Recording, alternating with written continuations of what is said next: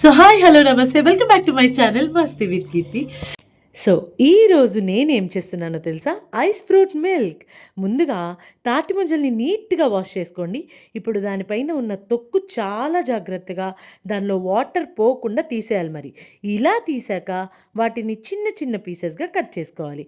నేనైతే కట్టర్తో కట్ చేస్తున్నా, అప్పుడే నాకు చాలా చిన్న పీసెస్గా కట్ అవుతున్నాయని. అండ్ వీటిని ఒక బౌల్లో షిఫ్ట్ చేసుకోండి. ఇప్పుడు ఇంకో గిన్నె తీసుకొని వాటర్ బాగా హీట్ చేయండి. అండ్ సరిపడా సగ్గుబియ్యం తీసుకొని ఒకసారి వాష్ చేసి ఈ హాట్ వాటర్లోకి వేసేసి బాగా ఉడకనివ్వండి. సగ్గుబియ్యం ఉడికే గ్యాప్లో ఈ తాటి ముంజల బౌల్లో సరిపడా షుగర్ అండ్ కాజు వేసి షుగర్ కరిగేదాకా ఒక్క తిప్పు తిప్పేయండి. నేను సగ్గుబియ్యం ఉడికే గ్యాప్లో మా అమ్మ చేసిన ఆవకాయని వేడి వేడి అన్నంలో తిన్నాను. టేస్ట్ అయితే బ్రహ్మాండంగా ఉంది.